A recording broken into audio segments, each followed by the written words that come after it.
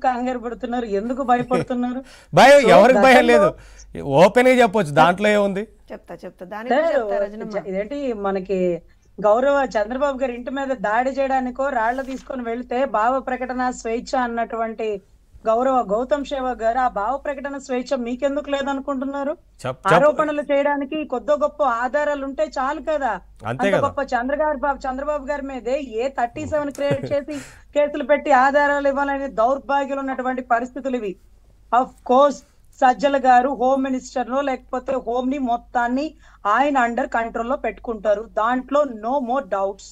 Home guard transfer కూడా home సకల శాఖ మంత్రిగా వ్యవహరించారు కాబట్టి అన్ని ఆయన చేతిలోనే ఉన్నట్టు. హోమ్ మినిస్టర్ ఆధ్వర్యంలోనే ఇవన్నీ జరుగుతాయి. మరి హోమ్ మినిస్టర్ కి అంత అథారిటీ ఉందా? లేదు. మరి అంటే జగన్ గారికి సలహాలు ఆయన ఇస్తారు. అందులోనూ మీరు ఒక్కటి ఇంపార్టెంట్ పాయింట్ నోట్ చేసుకోవాలి ఏంటంటే, క్రాంతిరామ్ టాటా గారు అంతగా జగన్ గారు బిజీగా ఉన్న షెడ్యూల్లో కూడా వారంలో 2-3 సార్లు కలిశారు. మన దగ్గర ఎవిడెన్స్ ఉంది. లేకపోతే పాపం గౌతమ్ సేవక్ గారు లాగా ఈయన పాపం ఇంకొక ఆయన ఉన్నాడు కదా, రోల్ మోడల్ కలజోడు విశాల్ గున్ని గారు, ఈయన కూడా కలిశారు. సజ్జల గారిని కూడా వారంలో 4-5 రోజులు కలిశారు. సో ఎందుకు ఈయన్నే కలిశారు? పని అక్కడున్న తానేటి వనిత గారికి వెళ్ళారా, సుచరిత గారి దగ్గరికి వెళ్ళారా? వెళ్ళలా. ఓన్లీ సకల శాఖ మార్చుల దగ్గరికే వెళ్ళారు. నేను ఆయన ఏదో తప్పు చేశాడు, ఆయన ఏదో అరెస్ట్ చేయించడం చెప్పట్లా, ఆయన్ని కలిశారు. ఆయన చెప్పందే ఏది జరగదు కదా.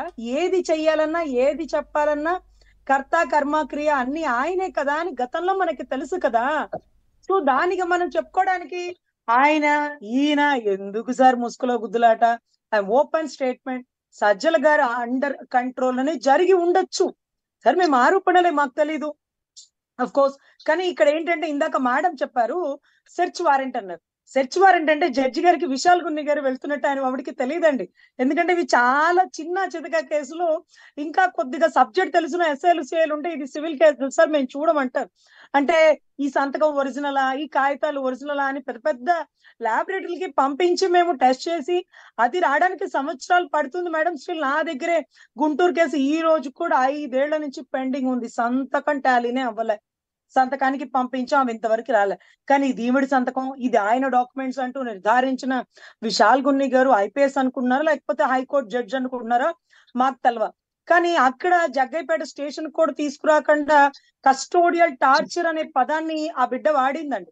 అఫ్ కోర్స్ మాకు మహారాష్ట్ర కేసు ఒకటి ఉండేది, ఒక ఆవిడ చాలా మందితో అసభ్యకరంగా ప్రవర్తించేది, చాలా అంటే బ్రోకల్ హౌసులు నడిపేది.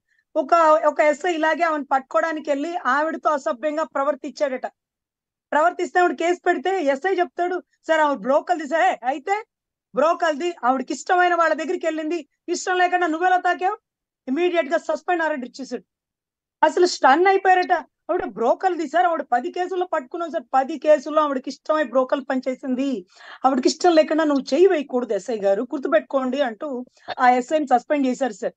ఇక్కడ కూడా మేము ఒకటే చెప్తున్నాం, ఆవిడ హనీ ట్రాప్ లో గౌరవ పాపం కుక్కల విద్యాసాగర్ గారు ₹1 కోటి అకౌంట్ ట్రాన్స్ఫర్ చేస్తే ఎందుకు చేశారు?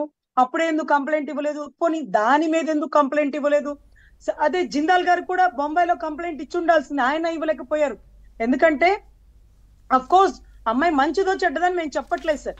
మోరోవర్ ఏది జరిగినా ఆడపిల్లలకి స్వేచ్ఛను ఇచ్చారు అంటూ మేము చెప్పలేదు సార్. రోజారెడ్డి గారు మొన్న ఈ మధ్య మా నగరంపాలెం గుంటూరు స్టేషన్ లో ఆ బండారు సత్యనారాయణ గారు ఏదంటే అది మాట్లాడితే, ఎవరు నువ్వు మాట్లాడడానికి, ఎలా మాట్లాడుతావు, నా ఇష్టమైన హోటల్కి వెళ్తావు, సుప్రీంకోర్టు నాకు చట్టం ఇచ్చిందని చెప్పింది. పాపం బండారు గారిని ఇమీడియట్ గా అరెస్ట్ చేసి కస్టడీలో కూడా తీసుకున్న పరిస్థితి ఉంది. తర్వాత 41 ఇచ్చారులేండి అఫ్ కోర్స్. కానీ ఇక్కడ ఆడబిడ్డలకి